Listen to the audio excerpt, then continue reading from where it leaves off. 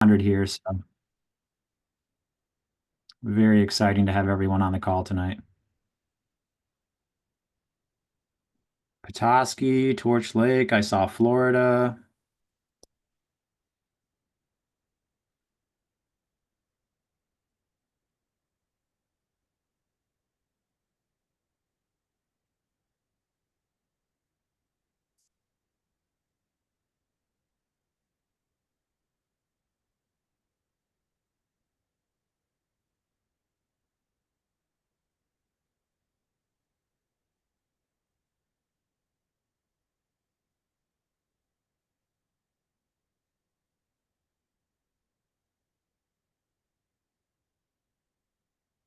You have much more stuff to do on your end, Jody? No, I'm all good. Cool. We'll just give it another minute here. No problem.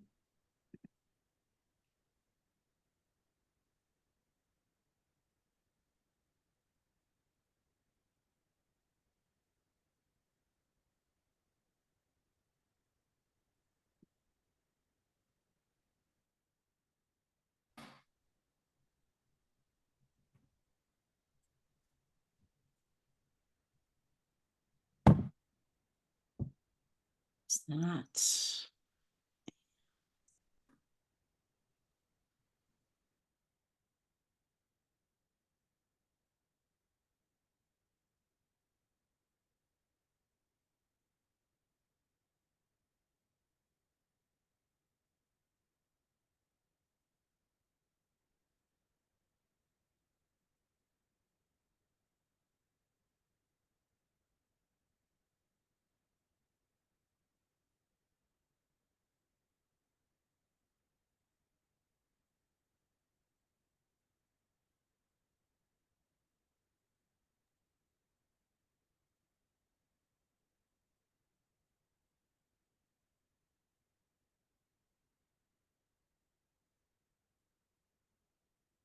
All right. You think we're good to go, Jody? Sure. I'm going to go ahead and mute everyone and we'll open it back up when we get to the Q&A part. So I'm going to mute. Hold on. I'll have to unmute you.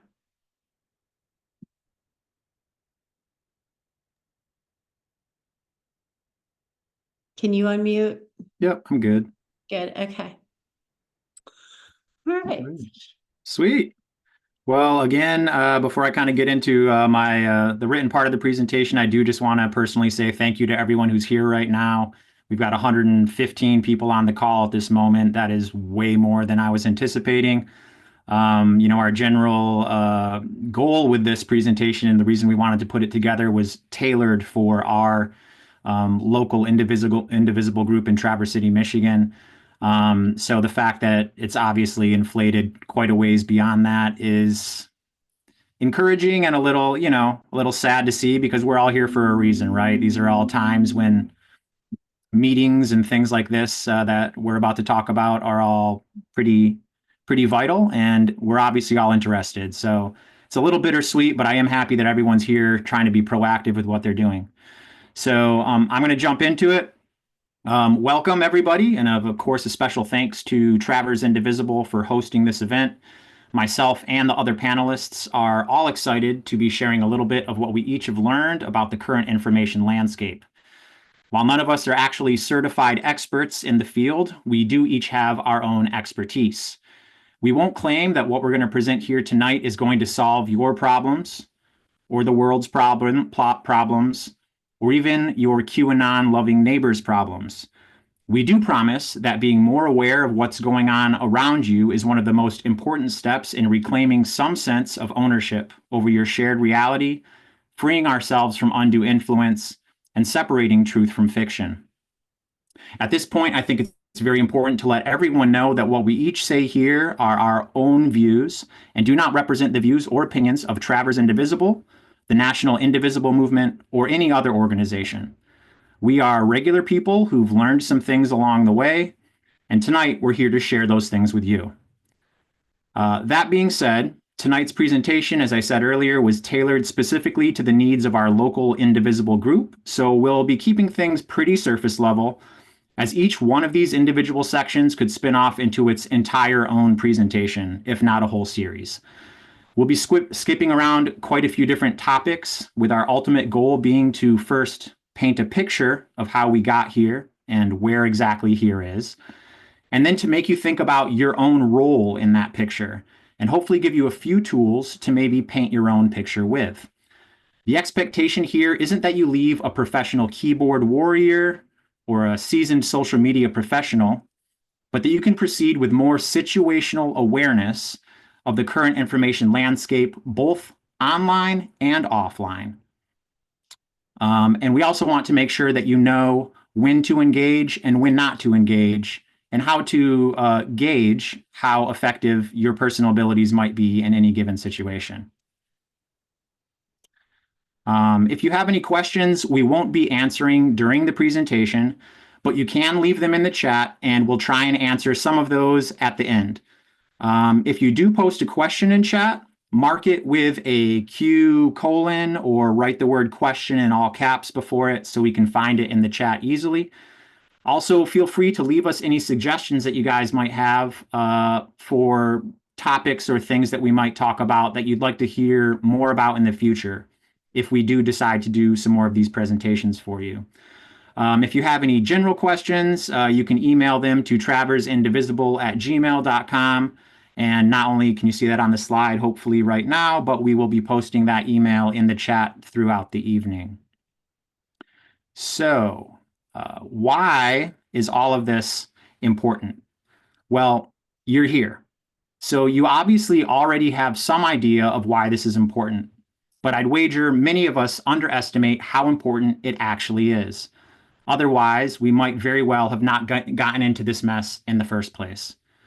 Depending on how you look at it and who you ask, manipulating human minds and exploiting evolutionary flaws for the benefit of those in power is one of the oldest tricks in the book.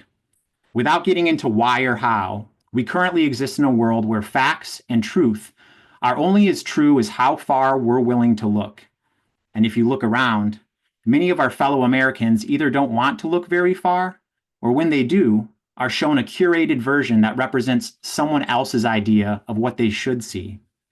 Our government, our democracy, is under direct assault by a regime of ideologues and their ultra-wealthy allies who not only took power through lies and deception, but by leveraging our entire media apparatus against the American people, aided by actors both within and outside of our own country.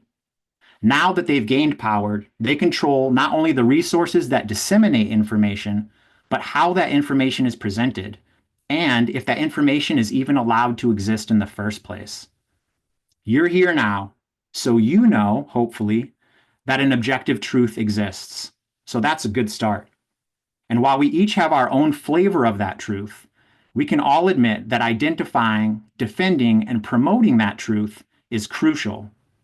The question is, how do we do it? Well, let's find out. The last thing before I hand this off to our first presenter, I would like to define the difference between disinformation, misinformation, and malinformation. You'll hear us use these terms a lot tonight. So here are the definitions pulled directly from the Indivisible Truth Brigade website.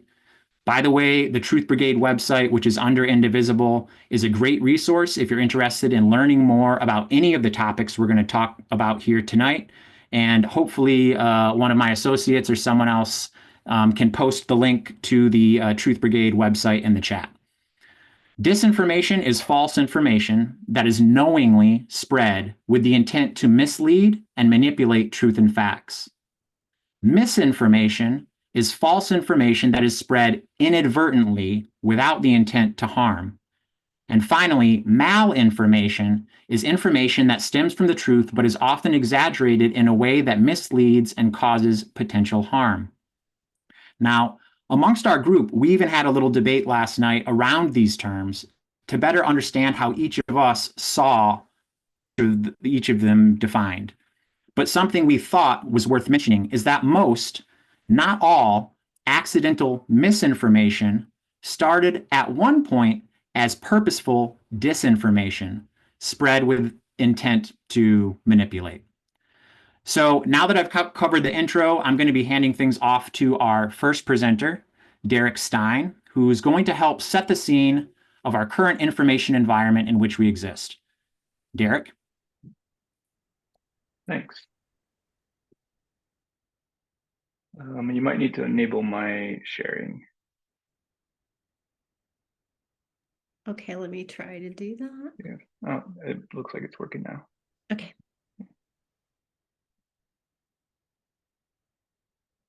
All right, so we're going to be using various varied slide decks, so you'll probably see some different themes taking place. But my section, I just want to talk a little bit about the media landscape because I have a little bit of a unique perspective, I think. But I put that on there from my perspective because everyone's perspective is slightly different nowadays with all the algorithms and filtering that happens across the media. So to start with, just a quick little quiz. Anyone know how much faster a lie spreads than fact? I'll just give you a second to think about it in your head and then I'll answer it. The answer to that one, at least according to a 2018 study done on Twitter, which was pre-Elon, is 6 times faster. And what percentage of the world's population lives under authoritarianism currently? So if you guessed 72%, that's correct. And that's higher than it's been since university in Sweden has measured that since 1986. And finally, how many corporations own 90% of US media outlets? If you guessed 6, yeah, you just need 2 hands. You guessed 6, and you're right. So I wanted to start talking a little bit about me. So as Leaf mentioned, we're local to Traverse City. I'm a local community member who I just care about the truth and democracy, like I'm sure everyone else here. I'm also a parent, and the information landscape, I think, has a direct impact on the world that we're creating for our next generation. I'm a veteran. I served in Europe and I lived in Ukraine, which has allowed me, unfortunately, to watch Russian tactics evolve since at least I've been there. And the picture to the right is a picture of the Orange Revolution back in 2005, which was when I was there. And I've seen it evolve since then in each iteration, and currently the latest iteration, which is the invasion that started in February 2022. I'm also a technologist and I have experience with media and PR, so I put that little note in there about opinions being my own because that's one thing that I learned in that world. And then I wanted to talk a little bit about my own media landscape because it may be a little bit different than everyone else's, and I think everyone's is always different. But I put a distinct effort into trying to avoid filter bubbles and algorithms. I tend to not use social media for news, which is unlike a growing portion of the population and how they get their news. But I'm interested in seeing just that general perspective that the default would get if they weren't being steered by algorithms. I consume news mostly by RSS and web search, which helps when you're searching for particular topics just to get a sense of what different outlets are covering and how. And I always try to log out whenever possible. And sometimes I even log in from a VPN just to make sure that I'm getting a different perspective. I use a lot of personal blogs and seek out reputable experts in subject matter that I care about. This tends to be media, military analysts and things like that, especially in terms of Ukraine. And I prefer long form content, which is hour-long podcasts, things like that, books and magazines, and then finally, I like to look at international outlets just for a different perspective on the U.S. and outside of the highly polarized U.S. media environment.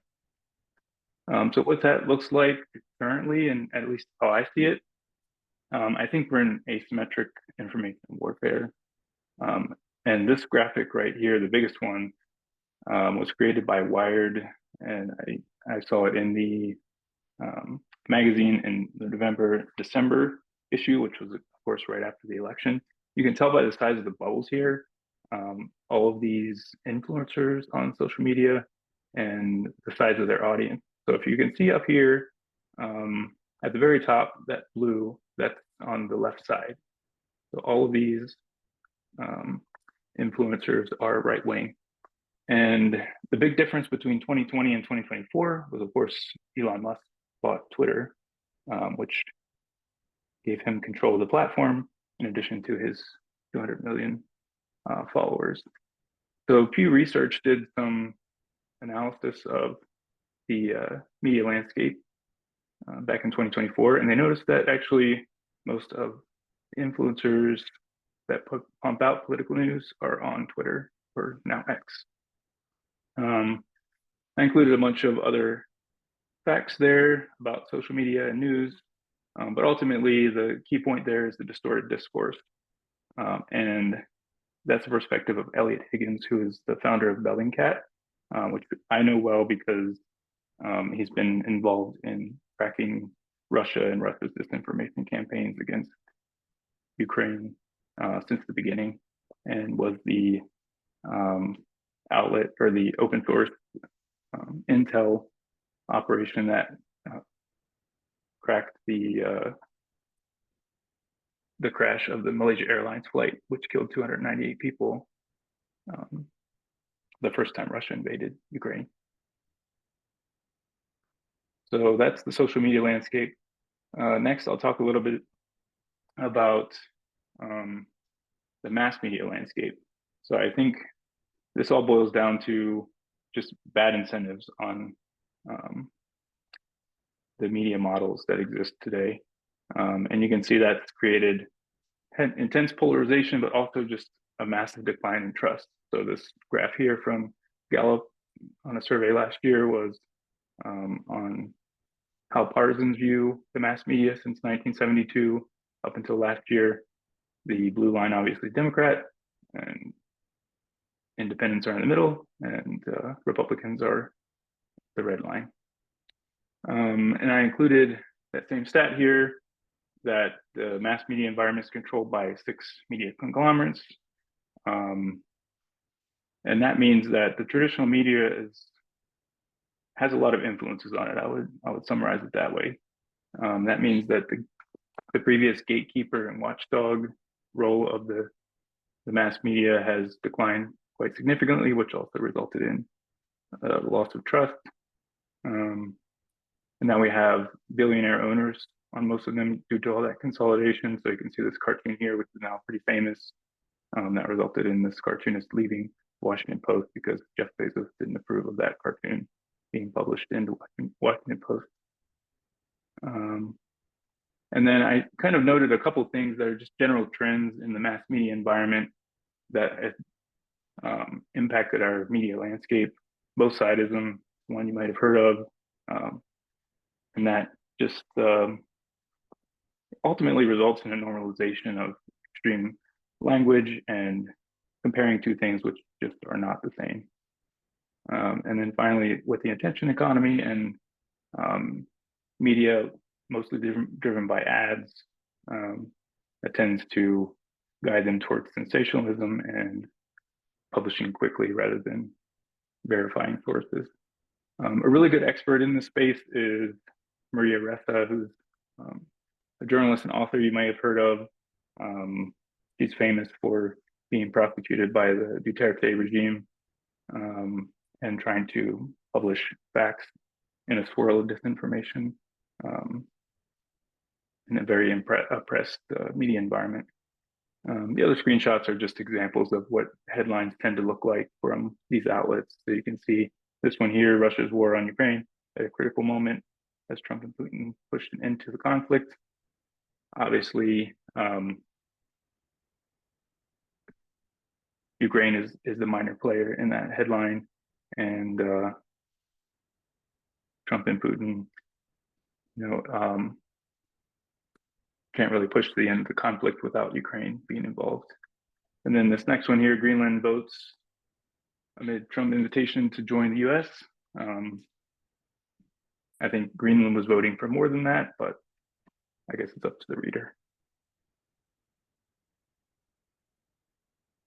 Next thing I see that's a general trend in the media environment is the decline of local news.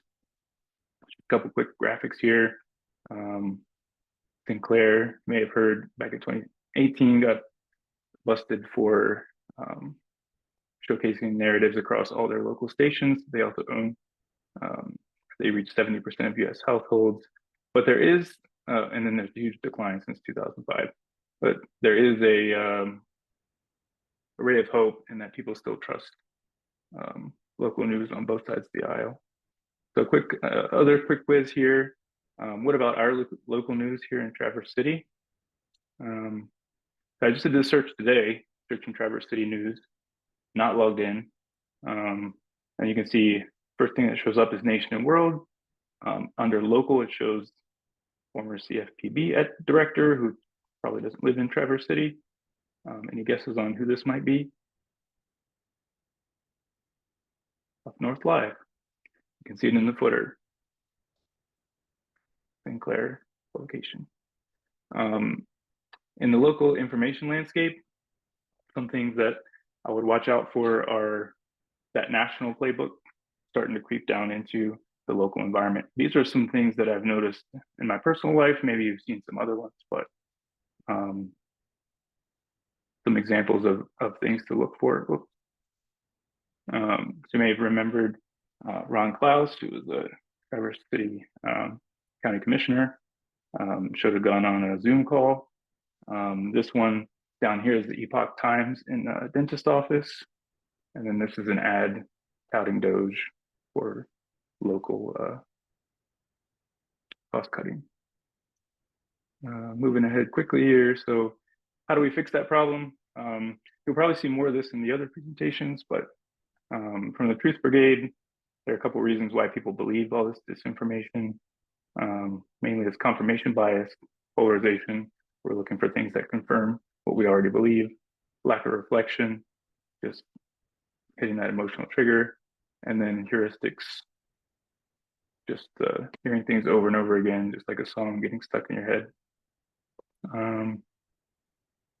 Media literacy included, I can share these slides as well, but these are some things to think about to increase your media literacy. From a local perspective, some things that I would personally look for is getting to know the local outlets, the reporters themselves, and how they cover things. And if you don't like it, to send letters to the editor. And then to look for these type of things in your reliable local news source. Make sure they include things that aren't found anywhere else. They don't use loaded language or sensationalism like we see from national outlets and saying someone ripped or slammed someone else. And they present varied viewpoints, clearly makes the facts consumable, but also publishes the original source. And I just kind of wanted to give a quick shout out to Traverse Talks podcast, which is run by Jim Horn here in Traverse City.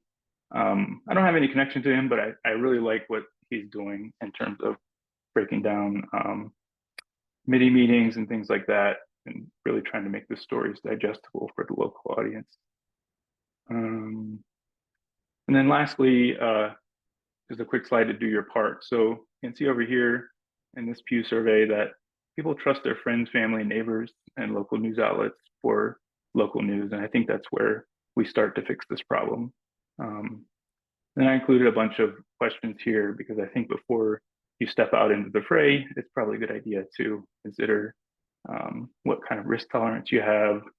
I include Stanley McChrystal's, former General Stanley McChrystal's formula here, risk equals threat times vulnerability.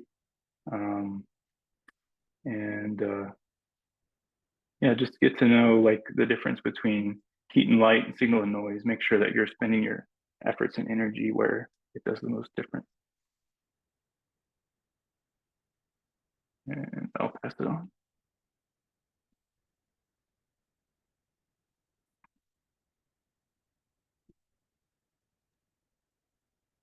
Thank you, Derek. on behalf of everybody. Should I just go ahead, Lee, for Rocket. I have no transitions, so we're just segue? passing the baton. It's me now. Okay. Let's see. I am, all right. If you can see, am I the main speaker or not? I don't look like it in here. So let me see if I can pin it or something. There we go. Hi, everybody. I'm Jody Shannels, and I'm a member of Traverse Indivisible. I live in Traverse City, Michigan, and I have no slideshow. I might try to keep it short because I'm not as prepared as these wonderful gentlemen speaking with me tonight. I really have come on this whole disinformation thing just by being interested in politics over the long haul and having some personal experiences, much like probably some of you here with us tonight. And I was just going to kind of describe what it is that I've seen and how I move around the political landscape and the social media landscape and how I figure out what's true and what my goal is. So I let's see, before I begin, I'm just going to rattle off some sources that I listen to and read, or watch. It certainly doesn't mean I let my mouth stay open and, just let the information come in without utilizing my brain. But these are sources I trust and hear. In my email, I get The Ink written by Anand Giridharadas. I've been listening and reading him since 2017, 2018. He has a lot of really great interviews and he talks about democracy quite a bit, and that's my main issue. The Intercept, I get something in my mail from them. Bolts magazine, which has, it's really about democracy, a lot about prison populations and laws around that and their rights. They are stellar at understanding the lay of the land regarding state Supreme Court, sheriff elections, just a lot of insight from them. I love reading them. I read Medium for tech stuff. I'm an app designer and owner of an app. I read The Atlantic and did before it was cool the last couple days. I get news info from BBC, The Guardian, Democracy Now! I watch MSNBC and people who don't shout or are prone to angry or fearful emotionalism. And to Derek's point earlier, when that fear gets amped and the anger gets amped, we start not thinking rationally, right? And we can that information or that disinformation highway just opens up, and I'm not really about that. So I wouldn't say any of these sources are beyond reproach or impeccable, but I think they try. And I think there's a difference between trying to make people think something and trying to have a journalistic integrity. And I really do kind of believe that most outlets try for that, except for some. And a lot of us know what those some are. Maybe we might disagree on that, but there are definitely some that aim to create a viewing public who thinks a thing, and otherwise called disinformation for the intent.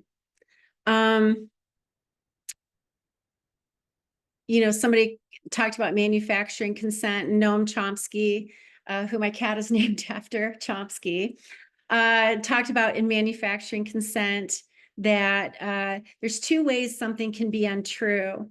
One is in the misrepresenting of it, and the other is in just the absence of talking about it.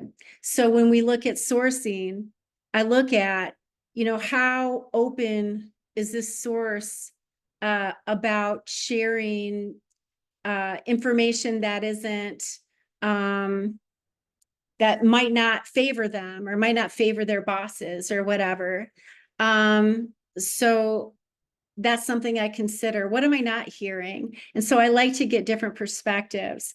Sometimes I go to Fox, sometimes I go to Al Jazeera, sometimes I go off the grid and just Google and get the bizarrest link possible just to see what they say. I also am very familiar with logical fallacies, and let's see if I have that up here. I'll put this in the chat. You can download it if you want. It's kind of cute. And hold on. Yeah, there we go. Share. I'll share this right now. A look at logical fallacies from a robot's perspective. Should robots take over the world? Premise accepted. Please state your arguments. And then it goes from two robots talking about the different kinds of main logical fallacies. So I'll put this in the chat because so many times when we're talking to other people or they're talking to us, they throw these out. And it's really easy to understand, like, hey, that's, I don't care if everyone believes it. That doesn't really mean that it's true. Oh, I can't put that in the chat. I'll have to do it some other way. Let's see. There's a couple things I really want to talk about, and then I'll just hand it over. So I think, I spend a lot of time on social media, mostly Facebook. I was alarmed to learn that in 2019, less than 1% of Facebook's posts were going viral organically. That means 99% of viral posts are because they're paid to do that. 99%. And all of those things, they're meant to sway and move us into a way of thinking. So, I don't think advertising would be $1 trillion industry if it didn't work.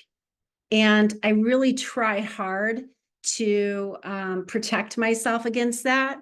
But I know the environment that I'm dealing in. And it's worth knowing that. People feel like, and I feel like when I'm posting something on Facebook, I feel like I'm talking to the world. Well, with 1,300 people in my friends list, at the most 130 are going to see it, at the most. So this idea that, this is just all organic and some things get really popular is something I used to think is true, and it's not. Let's see.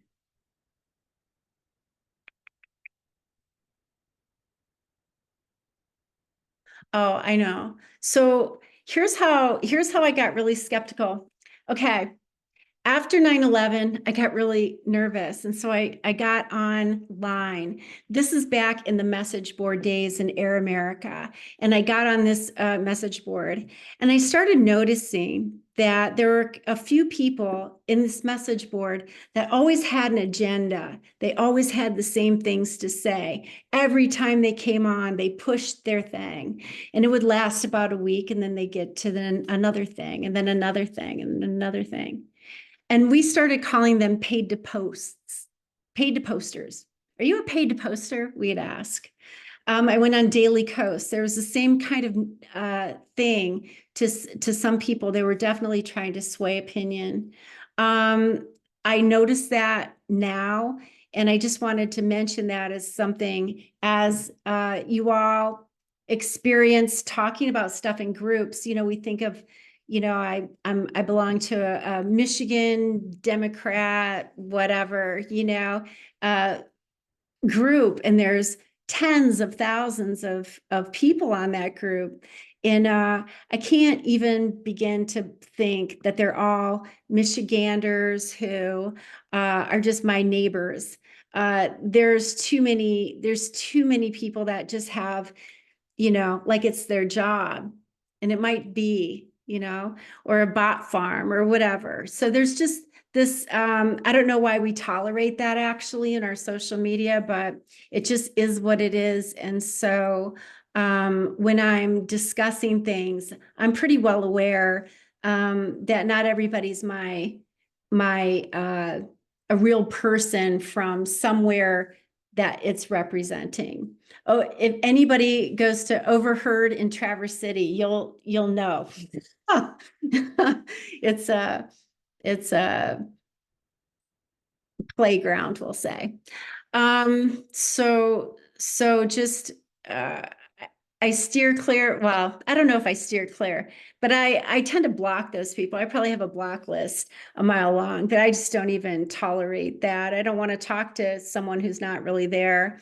But I think it's really important for me to say in this context, part of how misinformation and disinformation is able to carry is that we're losing our public spaces to assemble. This is where we get to assemble. And again, we have a level of garbage. I mean, first, to get to the truth, you have to get rid of the noise. And then you have to get rid of what sounds fake. And I might sound suspicious and paranoid. Let me tell you a little story. So in 2005, there I was being political, and in Israel bombed Lebanon with US support.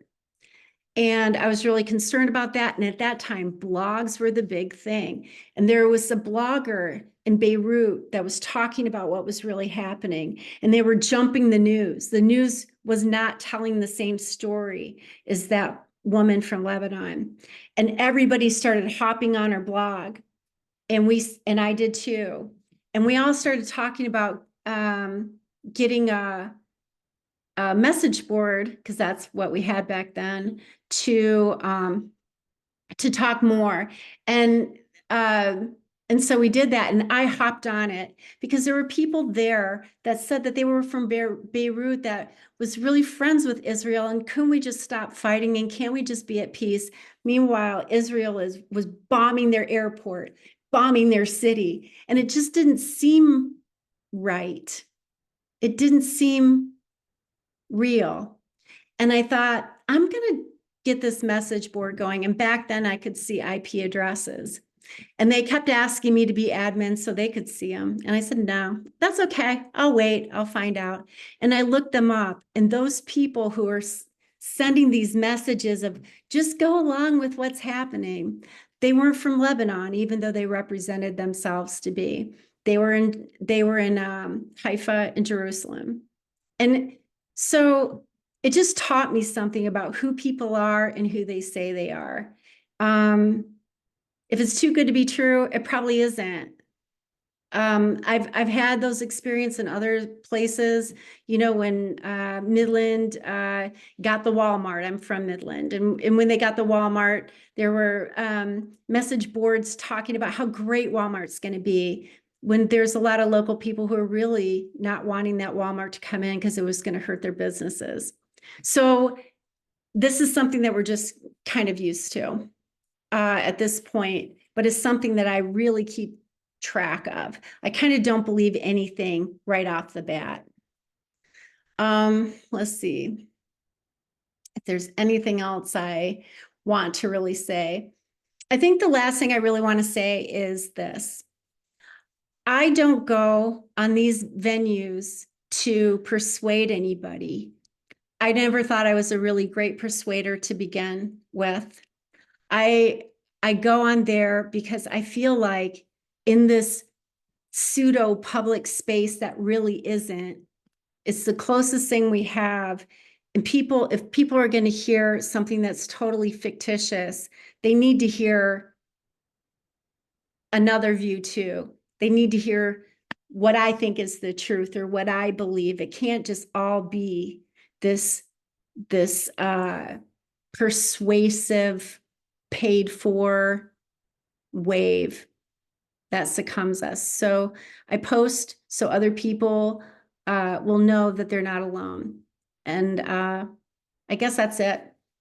Thanks.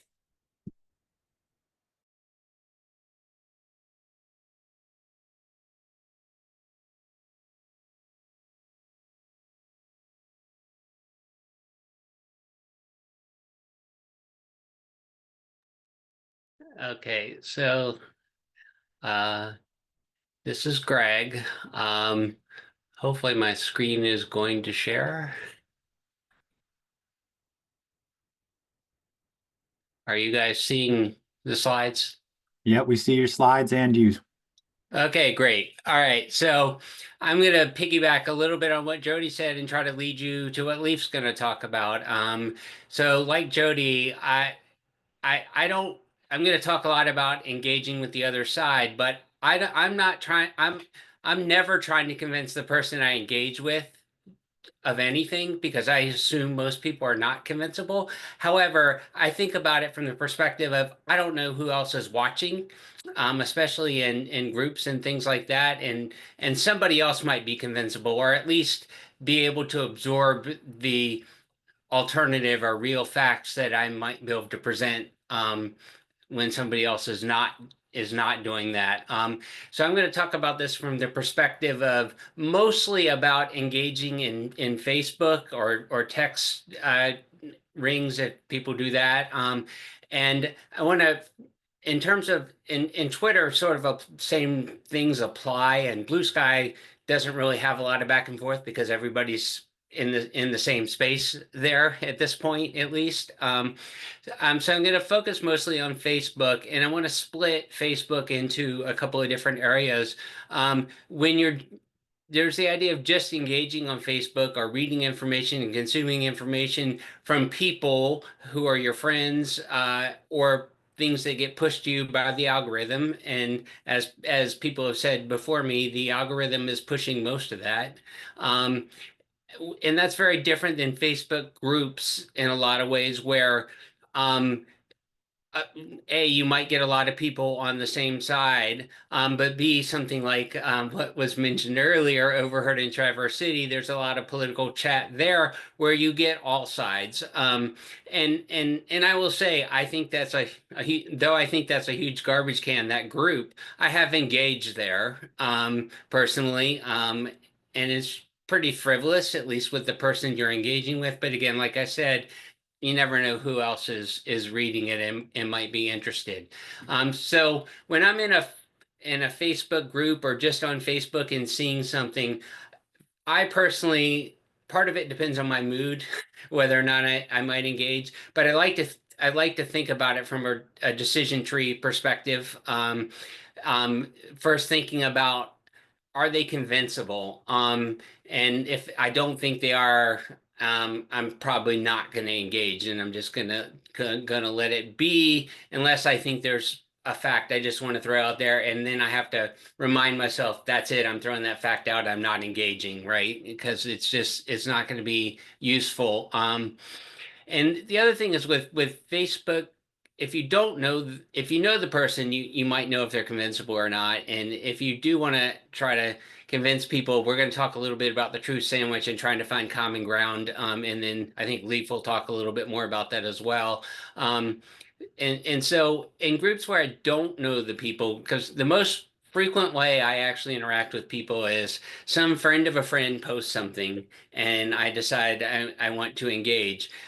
What I often do before I make that decision, though, is did my friend who is friends with that person, are they engaging back and forth with him? Because I know the political views of those people. And if they're engaging, I might assume they think the person is convincible, and I might take that as good enough for me to think about engaging, that they might be convincible. If I don't know, I might ask somebody else in the group who I know who might know this person, and try to figure things out. And then, of course, the ultimate thing is I never engage anyone I don't know without Googling them first. I look for, and part of the reason I'm Googling them is I'm not going to learn anything about convincibility, I don't think, although sometimes you do because you get their Facebook profile or something like that, where it's very clear they're an extremist on the other side. Um, uh, or they have or they have a blog, or they have something where you learn something. And it's not just that they're not convincible I'm worried about. I'm worried about the people who I think might be scary, basically, who I don't want to put myself in a position where if they because I know if they tried hard enough they can find me, basically, in this day and age. So I think you always got to think about that. Do you feel safe engaging? Because it's not always safe, unfortunately. Um, Okay, so talk a little bit about what the Truth Brigade says as opposed to what Greg says. They say that you should stop, you should not interact with disinformation. In other words, because all you're doing, if you click it and you, even if you're just arguing it and going against it, you're promoting it in the algorithm by choosing to look at it. And so that's one thing to keep in mind. Don't you look on these things that come from sources you don't know, that you know are wrong, and or you think they're wrong, because usually if you think they're wrong, they're wrong.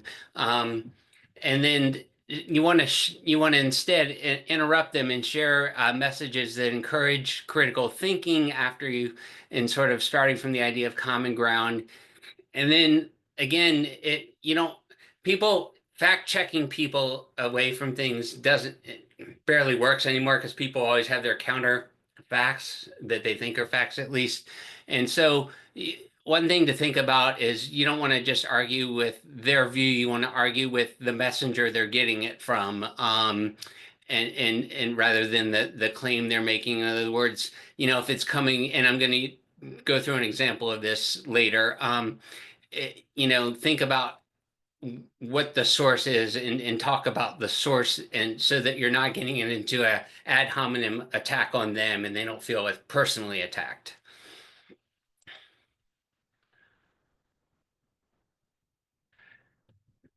I think I already covered most of this, so let's see.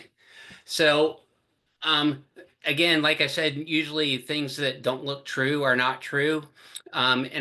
Just to use an example here, probably about 6 or 7 years ago, there was that time people might remember where there were trucks being driven off the road by cars, and it was usually these right-wing people who were messing with truck drivers and doing different things.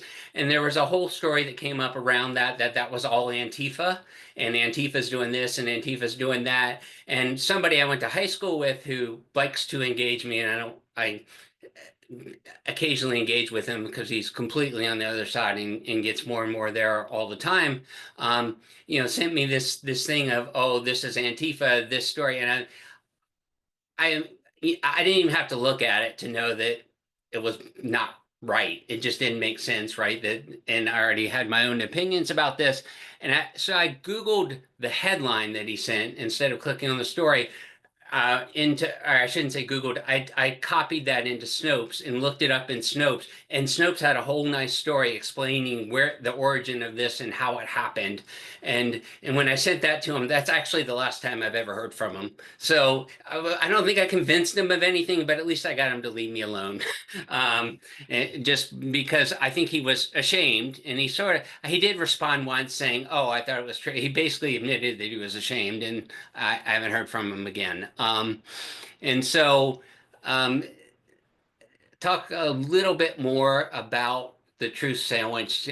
Because I kind of get, I, conceptually it makes sense to me, but it's hard for me to think through an example around it. So you're looking for common ground, like I said, not arguing facts. You want to disrupt and interrupt the lies.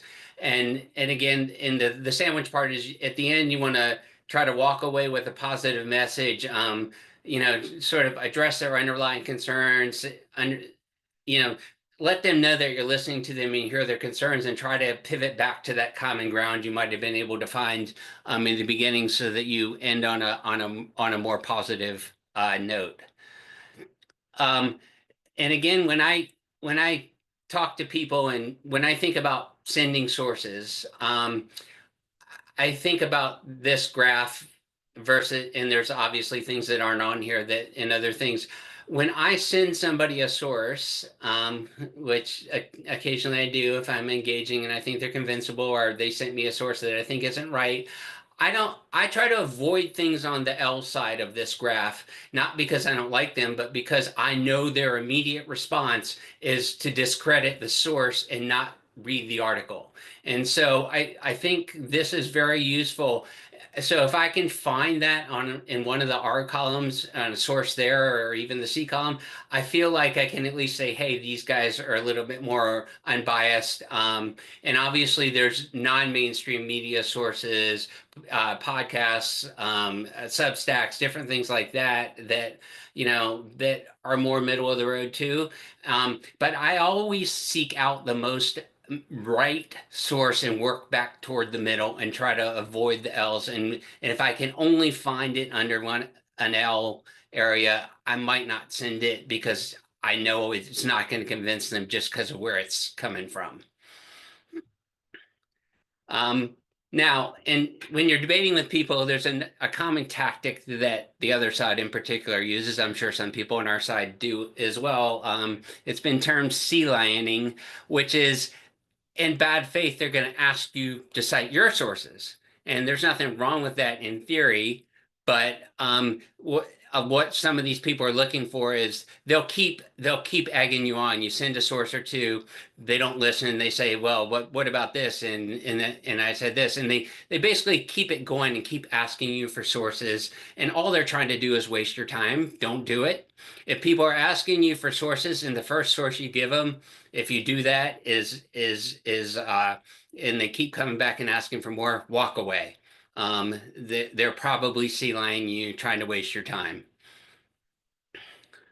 Um, so I mentioned earlier I was gonna um, talk through an example of sort of looking up and discrediting the source as opposed to the person. And so I was on a Facebook group, or actually not even a group, it was a friend's post that led to a sort of a group of people commenting on her post. And one of the guys who was commenting on the post had this whole set of posts around uh, this was right after the whole thing in the Oval Office with Zelensky, saying that basically Zelensky's the bad guy here. This war is just his conspiracy to get rich. It's all a bunch of BS. He's making so much money off this war and blah blah blah. And so this guy was going on and on and on about this, and so I didn't have any sources necessarily to counter this because it's just crazy and there's not a lot of things. I don't know where he got it from. So I did ask him for sources for real. I wasn't sea lining him. And it took him a while to come back, and he said, well, I don't trust the mainstream media. I listen to Joe Rogan and Laura Logan. They do real news that's not biased by mainstream thought. Obviously, we all know who Joe Rogan is. Joe Rogan himself would not call himself a news guy, so I don't think that's a real source. Laura Logan, for people who don't know, is a former Fox News person. Most recently, before that, she worked for CBS or ABC, I forget. But she's been fired from every news job she's had for factual inaccuracy in each case. Just looking that kind of stuff up, that told me all I needed to know. That he wasn't convincible, that he really believes these people, and they're not real sources. And I think I posted something and then muted the conversation, so I don't know if he responded or not. I just said, these aren't real news sources. Joe's not a news guy, and Laura is struggles with the truth. So one other thing I wanted to mention, Ezra Klein of the Washington Post, I had a great line the other day that I thought when he said social media is really just a vibe factory. And I think that's right. I think ultimately what he's getting at is people are not really arguing with facts. They're arguing on vibes there. And I'm going to leave it there because I think that's a segue into what Leaf's going to talk about.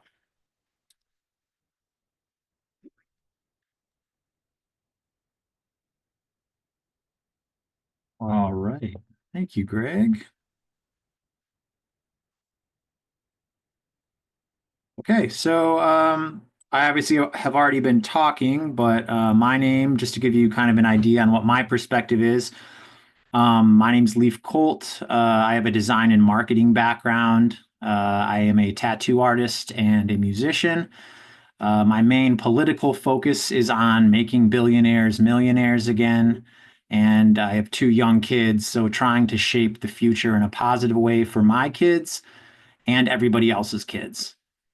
I'm going to be dividing my time by taking a not so deep dive into 2 topics, algorithms and vibes. I'm obviously biased, but I think these might be the hardest topics on which to provide concrete actions because they both exist within a black box. And when I say that, I mean it's something we don't have access to, and therefore we can't fully understand. Ultimately, I don't have simple solutions because there aren't any. If we had the answers, we wouldn't be in this situation. And if there are indeed answers, I can assure you they're anything but simple. So, having said that, algorithms. Most likely you've heard the term before, but for the sake of this presentation and people who haven't, let me define what I'm referring to. An algorithm in this sense is the step-by-step process a computer takes in order to create an output. Information goes in, the magic happens, and then output appears. On the surface, this may seem benign. After all, computers have been running algorithms since they were first imagined. However, as human greed does to all things, what started in the late 1800s as a novel way to calculate Bernoulli numbers is now a tool for manipulating the human mind and behavior. Facebook, Instagram, TikTok, Google, Reddit, Blue Sky, and Twitter, which I will never call X, all use these types of algorithms. Almost every website, whether directly or indirectly, runs some sort of this tech, each with their own unique flavor and mission.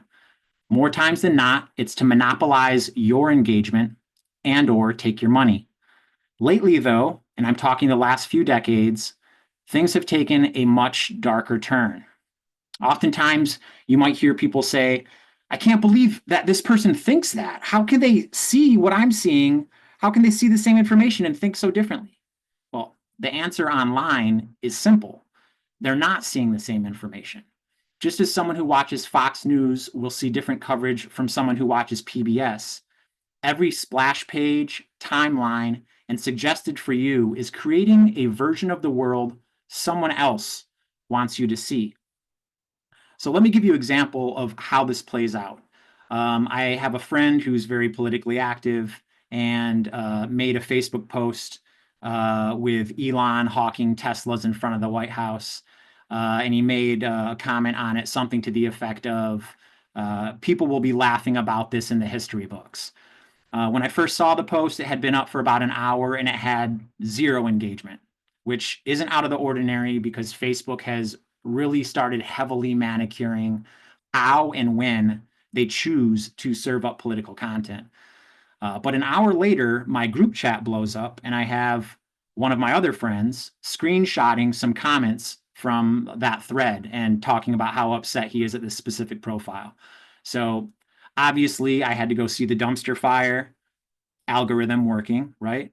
So I headed over to the thread and I saw that it now had over 50 comments and a crap load of engagements.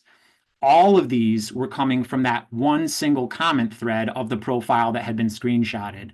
And all he had to do was to start that firestorm was a simple comment, something to the effect of stupid libtard.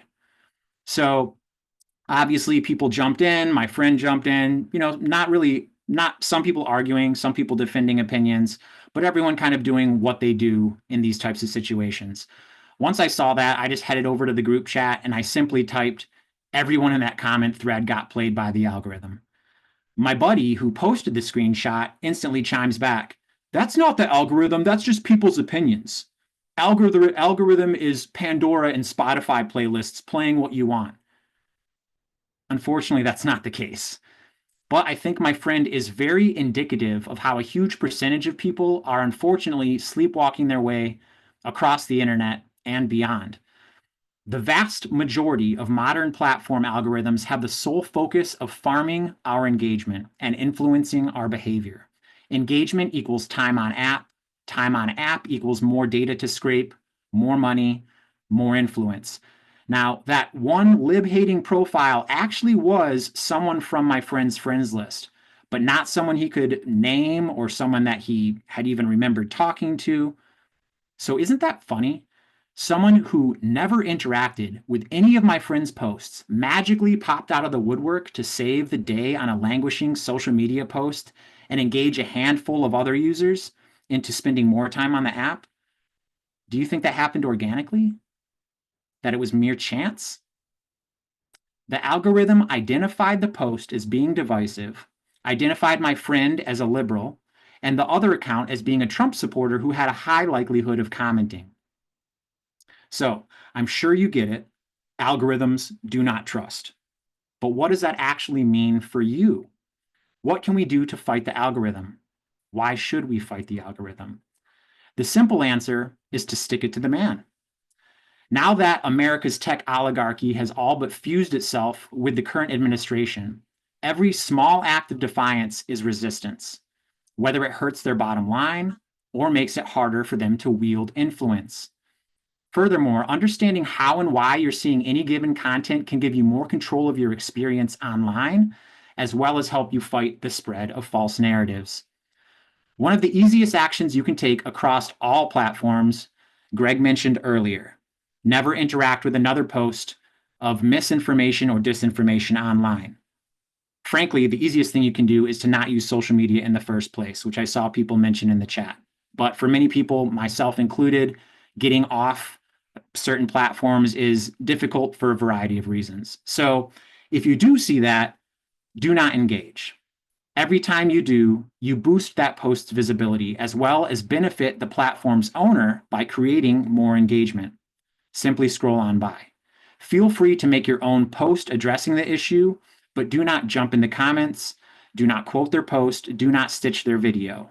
If you're trying to stitch their video, take a screenshot and post it in the background, but do not link to the actual video. The algorithm wants you to do that. By elevating their message, no matter how false it might be, you make it more true in someone else's head.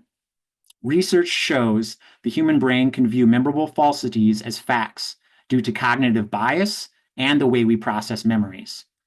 Another great way to mess with the algorithm, I'm going to share my screen very briefly here. This way, if you guys want to screenshot this, you can screenshot it, or if someone's watching the replay, you can pause here and take these steps. I will also post this in the chat once we're done with the actual presentation. But this is a great way to help them make it harder for them to make money off you, and to also change how the algorithm can choose how it serves you posts. So you can head into your settings and turn off data collection where possible. Unfortunately, spoiler alert, in most cases, it's not going to be possible. But on Facebook, as you guys can see here, it can actually make some difference, not only in how effective their advertising to you is, but also in the types of data that they can scrape from your profile and in turn monetize. On some of the platforms, you can even go the nuclear route and turn off political posts altogether. The last thing you can do is one of my personal favorites, and that's to not be afraid of the block button.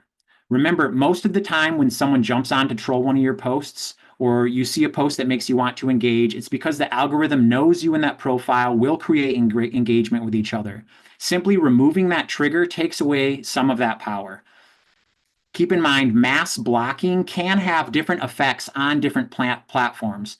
But for me, at least, my social media has become just a teeny little bit less of a dumpster fire since I started taking that approach.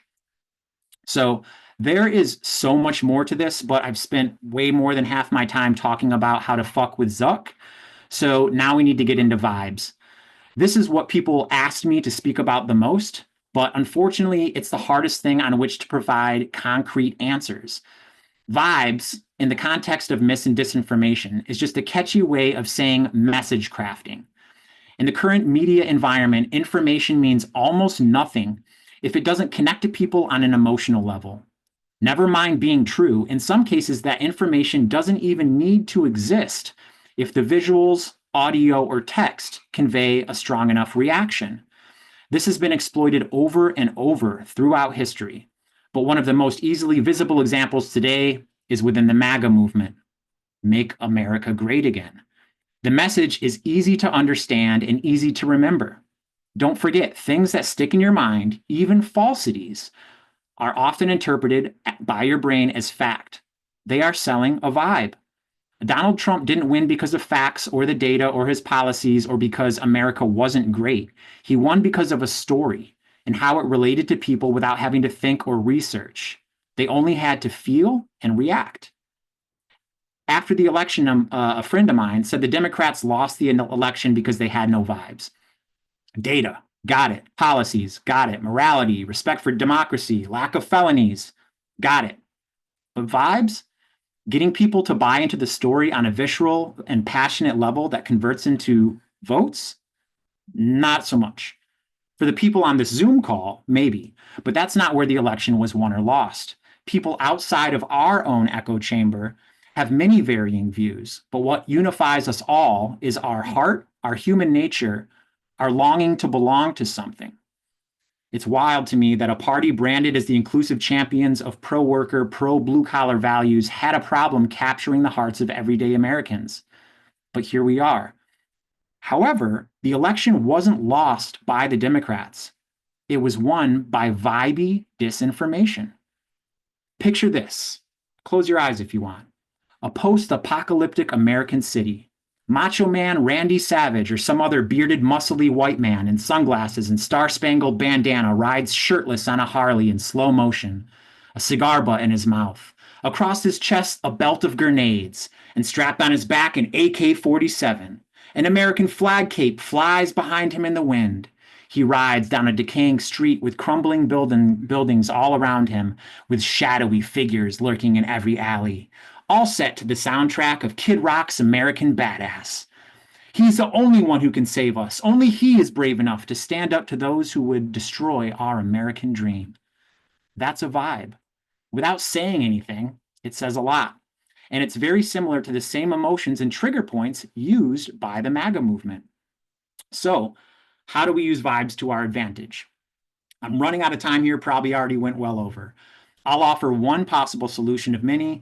Greg mentioned the idea of the truth sandwich, which it really works. I will share a quick infographic on that.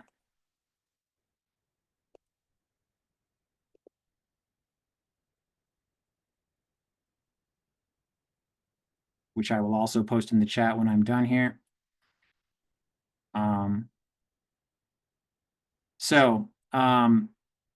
I consider the truth sandwich a vibe approach because in this sense, it encourages people to have a critical thought on their own, as opposed to throwing counterfacts at them and creating that emotional division and resistance. There's a lot of science behind it, which I won't go into right now, but let me give you an example since Greg didn't do that. Somebody, let's call them Donnie, makes the statement, Elon Musk and Doge are making our government more efficient.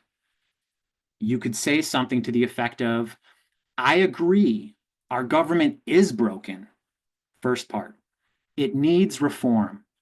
But, second part, it worries me when I see Elon pushing to eliminate government contracts only to turn around and lobby for his own companies to take them over, encouraging the critical thought. Finish with connection. We deserve a functioning government built by people like you and me, not billionaire elites.